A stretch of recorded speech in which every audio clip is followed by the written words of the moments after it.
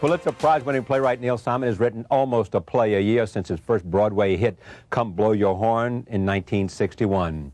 By the end of that decade, 4 of his comedies were running simultaneously on the Great White Way, including Barefoot in the Park and The Odd Couple. His Tony Award-winning productions have made him one of America's most successful and popular playwrights. In his book, Rewrites, he switches to prose to write his memoirs. They are entitled, as I said, Rewrites, and I'm pleased to have him back for part 2 of a conversation. But I haven't written part 2 of the book yet. This goes through 1973. Right, yeah. And we talked about Joan, who died at 40, and how her memory inhabits this book. Very much so, yes. Let me talk about the theater. We talked about her and about the theater. First, Rewrites, because that's what your life is about, rewriting. It's about what my life is about, and it's what I had to do with my life. Yeah. When Joan died and all the other changes I had to make, I mean, to leave New York and move to California was the biggest rewrite I ever had to do with my life. Because you were of New York, by New York, for New York. Yes, I hated it out there. Joan hated it out there. I've never really taken to it. I mean, there are things about it I do like, but when I come here, I get rejuvenated. But then why do you live out there? Because we have a child in school, my 2 daughters live in Santa Barbara, everything is there for me, and so I get here often enough. Okay, so Okay. You keep an apartment here too, I guess. Absolutely, yes. You know, so you're back and Yes, forth yeah. whenever you want to go. Yes. Rewrites is also about the fact that you rewrite your life when you move, but it's also about... The rewrites in the plays, enormous. Are you a big rewriter? Enormous. I mean, I have a new play coming, which will be the 30th, Proposals. We go in rehearsal in June. I am now just finished the 7th rewrite of it. I start on page 1 and go all the way through it. Because if you leave it alone for 2 or 3 months and don't read it, and then you look at it, you say, who wrote this? This is terrible, this part. It's as though someone sent it to you in the mail and you're reading it for the first time. But you go all the way through with one rewrite Yeah. and then come back and start again. I start again, yeah. Some pages you just leave alone. They seem to work fine. But even if there's one line in it, I will retype that page. I don't work on a computer, so I type it. And I'll retype that page thinking I'm just retyping it. And by the time I'm finished, I've changed about 5 or 6 lines on the page. What do you have against computers? Well, first of all, I don't know how to work them. I've tried to learn. We can fix that in a second. It's a, I don't know, not a gender, a generation gap, I guess. But I mean, it's so much easier. I know, but I feel that I won't be as careful in going over everything. I say it's all there, so I have no idea. You're more careful writing because you don't want to go to the problem of having to redo it. Yeah, listen, I'm better off than Woody Allen. He works on a typewriter that's not even electric. I hear it's one of those old Royals and the dust, is still on it. That's what I hear. You look for, plays are different than writing screenplays. I'll say, yes. You'll say. What's Yes. the difference? Well, first of all, it's in the process that I get to do it all these times, and I get all these rehearsals, and I get all this time out of town trying it out with an audience. So it's like every single day I'm going to bat again, getting to fix it up. With a film, you write it, you may not even have a rehearsal. They'll have one reading of it, and then the next morning you start to shoot it. And then when I go to the dailies and see, the 3 minutes of film that we did the day before, I said, I could fix that tomorrow. And they said, sorry, it's done. I don't like that process. And yet I've made a number of movies that I did like that came out well. You have never wanted to direct film. No. And you don't direct plays because you're there as the playwright. Right. But why not want to direct films where you could really take a translation and do something different, stretch, and all that? I don't have that kind of a visual mind. I don't know how technical things work. I mean, I leave everything in the house to my wife to do. If she would come and line up the cameras, then maybe I would do it. I'm just not good at that. I'm listening. George S. Kaufman used to come to the theater, the great playwright, come to the theater and stand with his back to the stage and listen. That's because he wanted to hear the words. Yeah, right. If you don't hear them, then something is wrong. I feel that way about directing anything. I'm always listening rather than watching. Yeah. You also say that plays have to have a universality, and that's different than film. You think so? I'm not. Yeah, I mean that they had to have a theme. In plays, you got to have a. You know what I mean? I think you have to have a reason to do a play more than you have to have a reason to do a movie. Sometimes you have to do a movie just because they need to get out a certain amount of movies at the studios each year, and that's why we see a lot of junk. So the idea of themes and what's inside of a play and what's inside of a movie is no different in terms of what you do. Well, the big difference is a play is a very personal journey. It's my journey that the director is then going to enhance, improve, guide the actors through it. Not so with the film. It's I don't know whose personal view it is. It starts possibly with the writer, but it's always the director's name up there. I don't begrudge him that, but it's he really is the one in charge. And if he says, I need to have this rewritten, which is not what a director in a play will say. He'll say, Neil, I think you ought to rethink this, but not, I have to have this rewritten. He wouldn't say that. In the theater? Yeah. No. Well, I had the Why wouldn't they? I mean, well, I wouldn't think that would be helpful. Wouldn't that be helpful to have, if Mike Nichols was directing, is it just sensitivity, or what is it? Yes. It's, I did a play with a director who came to me on every line and said, not every line, but the ones he didn't like, he would say, you think this is right, Neil? Maybe you could do better on this, or maybe we can fix this little scene there. And I said, fine. Then he directs the same movie version of that play. Yeah. And I go to see the first cut of it, and he's left out 3 major scenes. I said, where are those scenes? He says, I didn't like them. He gets to cut out those scenes, but in the theater, he'll come to me to change one line. Yeah. That's why I like the theater. That's why you like the theater right there. Yeah. To read this book is to know how much you were shaped by family. I think so, yes. You know. Very much so. You can do more in a memoir than you can in a play. Yes or no? Absolutely, because the reason I wanted to do this book is because they were going to have, a few people came to me and said, we want to do your biography. And I said, no, I want to do it. You could do it later on, because you will write about the events. I will write about my thoughts. What the thought process and feelings of what went on in my life, from Joan's illness to doing the plays, what I went through personally, the odyssey that I had to go through, which is why so many people, even people close to me in my family, said, I never knew that's what was going on in your head at that time. But that's what makes it compelling. It's your story. Yes, I mean, yes. the story is the fear, the emotion, the elation, the depression. Right. All that is what, you know, well, not the events, not the... Exactly. It's not the event. The events, not opening night. They know that the play was a hit or the play was not a hit. They don't know what I was personally going through. That's why there's far less dialogue in this than anything I've ever written. Yeah. I mean, a great deal of it is prose explaining how I feel. You also believe you can be more personal, much more personal. Well, when I'm writing the book, as opposed to a play or television, I am writing for one person sitting in the chair reading the book. Somebody sitting at home with their feet up saying, right. Wow. Now, I can reveal to him some pretty dark secrets in my life that if I had to go up on stage and read from the book and read those things, I'd feel very self-conscious and would probably choose not to pick out those sections to read. Because you as the... What do you mean you read? I mean, you mean... I'm reading. No, I went, for example, to the 92nd Street Y here in New York. I saw that on... I read 45 minutes of the book. I picked certain sections of the book to read. Yeah. There are certain things that I would not reveal to an audience, the wide audience, even knowing that possibly television was going to be doing this. I don't want to sell the death of Joan as an important event in my life. And a play would be a commercialization of the death of Joan. Exactly. So you don't want to do that because it's beneath sensitivity. Well, it's exposing too much, too publicly. But you could read from this book. I know, but... In front of an audience of 1,000 people. Oh, yes, you're not selling anything. So it's not the pain, it's just one is commercial. Well, when you're reading at the 92nd Street, why are you selling the book? Yeah, but I was not reading, as I said, the things that I thought were too personal. Oh, in other words, we couldn't have convinced you to read the things that were too personal. No, no way.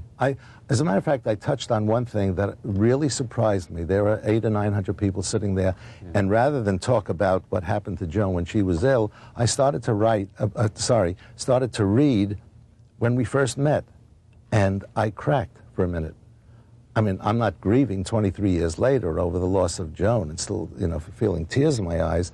But because I was doing it publicly, I felt my voice catch. A tear came to the eye, and I said, I knew in my mind that this was too close. This was too personal to be talking about. And it was just meeting Joan for the first time. Yeah. But it touched the chord. It wasn't seeing her that are lying in a hospital. It was no. It was a wonderful scene. It's a light, lovely, wonderful scene. But I felt that too. It is the notion of the loss. I mean, it's not so much the scene of the loss, the worst scene. It is what touches you is by remembering the best of times. You're still, that what flashes across your mind is You probably know remember. it yourself, but there's some little button within all of us, and if you just touch it, we become so sensitive to it that we don't know how to control that emotion at that moment, and you never know when it's going to come. Yeah. I mean, and it can be even somebody you didn't even know. I mean, I went down to do a thing about Rabin, and I remembered a moment. And With him, yeah. And you had to stop to gain control of yourself. Exactly. Same thing. That's And I was exactly what I'm not talking close about, to yeah. it. The act of writing, on some level of 0 to 100, you are really in touch with your emotions, with yours. Yes, very much so, yes. Why is that? Is that just craft? Or is that something? Well, part of it is craft, but getting in touch with the emotions, I think it is as the act of being able to let it out and say, I have nothing to hide. What are you going to do to me? I can tell you about this. I don't want to expose somebody else's life and make them miserable, but I can tell you what shaped my life, what my ups and what my downs were. I have no problem with that. Then do you have to have a partner in life who can do the same thing? I mean, you would seem to me to have to be with people that are capable of doing that too. No? You mean to live our lives together? Yeah, You mean like yeah. my wife? Do Yeah, we do well, that? yeah, sure. Well, it takes years to do it. Strangely enough, it worked in reverse with Joan. She was the one who pulled me out. She said, why are you afraid to talk about this? Say it to me. What is it you're feeling? Yeah. I felt so inferior to her in the beginning. I thought she was so smart, and I was afraid to reveal myself, and I learned to do it. I was married for the second time with Marcia, and we had it sort of going. With Diane, now it's even. Yeah. We are able to talk about everything, and it's great. And it wasn't necessarily so the first time with Diane, and it got that way the second time. That's right. That's right. We weren't And able that's to one do of the it. differences, she says. Yes, and I think it's because she learned to do it because I was doing it, and she felt safe. That's the thing that you must feel is safe. yeah. That you're not going to be exposed too much. You're not going to be punished for having that thought.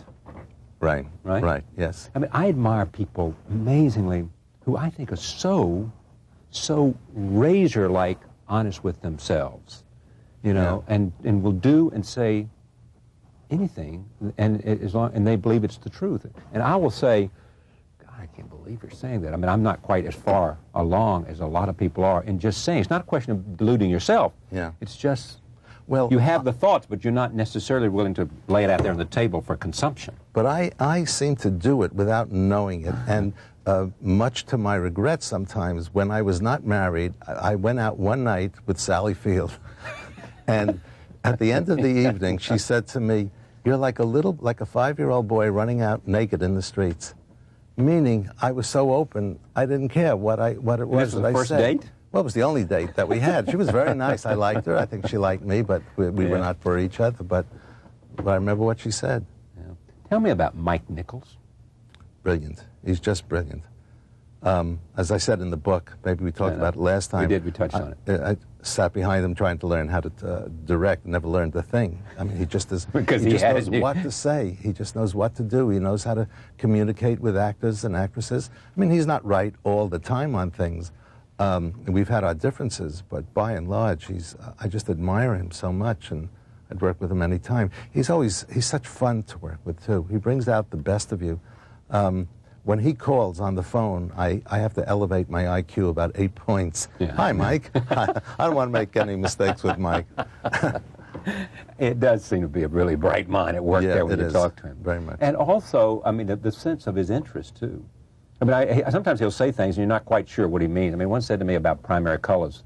He said, I want to direct this film because it's about friendship and honor. I said, what? It's about friendship and honor? Yeah. He said, yeah, that's what it's about. And all great films are about friendship and honor. And, that, you know, it's just like, well, it sounded so profound to me, and I spent the rest of the evening trying to figure out why all films were about friendship and honor. Well, I think maybe he just needs that to work with. He has to tell himself, I have to look for the friendship and the honor. And maybe not, because I'm not on Charlie Rose right now, so I can go do what I want. Redford, Robert Redford. Well, I didn't know Redford very much, except for the one time when we worked on Barefoot in the Park. But oddly enough, we became neighbors out in California, out of the beach property there. Very insulated man in many ways. Very serious. Yes, man. very serious. And yet, he can do comedy terrifically well. He was Barefoot. wonderful in Barefoot in the Park. Yeah. But he kept saying to us, when I'm funny, tell me, because I don't want to be being funny. I don't want to act funny. I'll do it real. If they laugh, fine. But I don't want to get their laugh. We said, we'll watch you, we'll protect you. Because it wasn't the image he wanted for himself. It was untrue, and I don't think he believes in anything that's false. George C. Scott.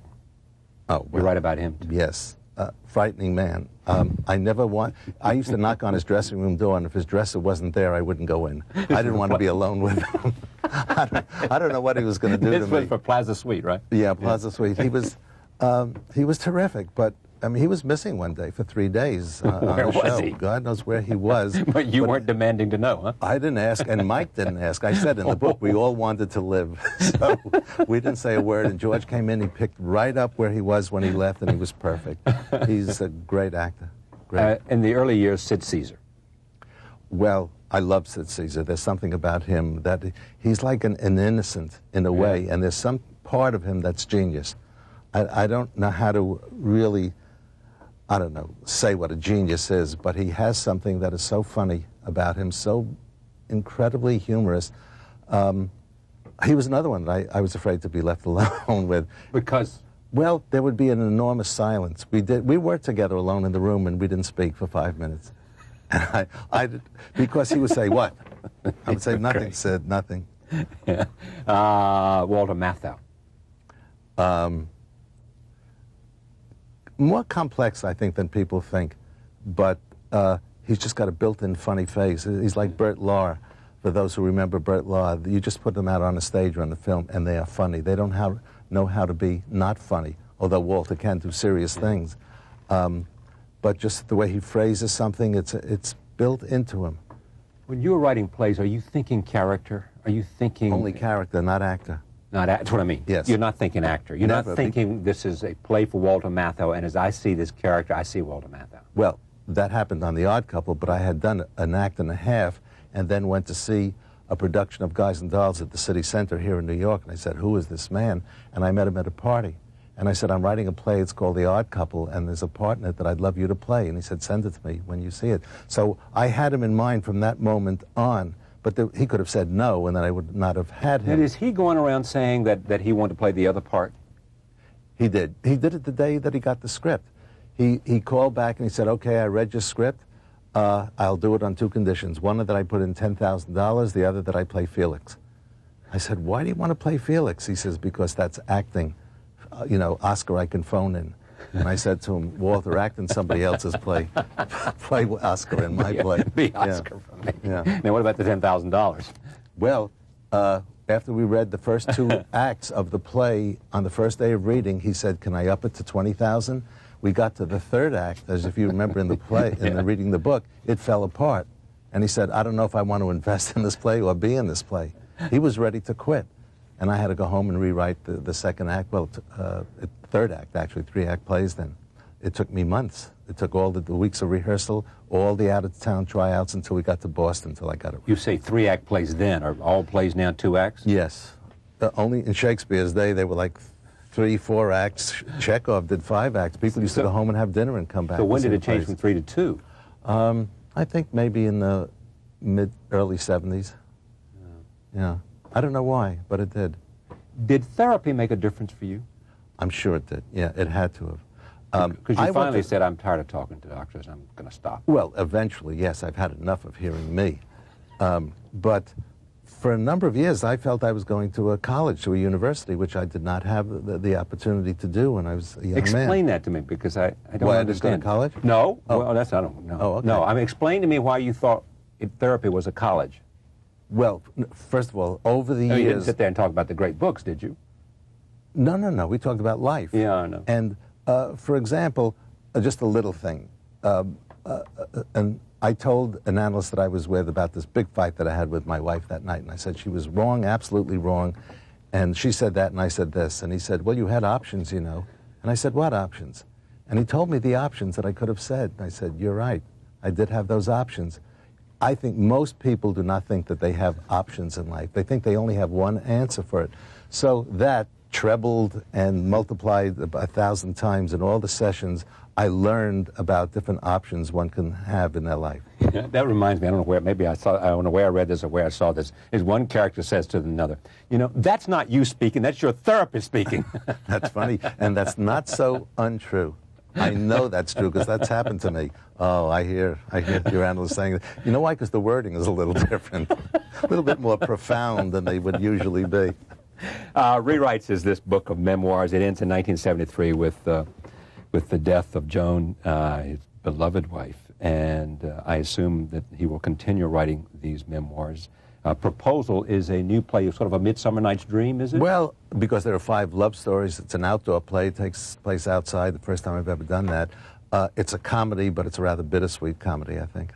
A couple of questions before, as I leave this and put it aside. One, you've gotten to know President Clinton. You're happy about his election. You feel good about the country, and yeah. You know. I wish maybe we would have gotten one of the houses, the House or the Senate, make things a little easier. But I mean, I think nothing has changed. It feels like. Yeah, someone said this was about status quo. Yet at the same time, it's about status quo. The fact is that it's the first time a Democrat's been reelected since Franklin Roosevelt, right. and the first time that the Republican majority has been reelected in a long time. I know. Yeah.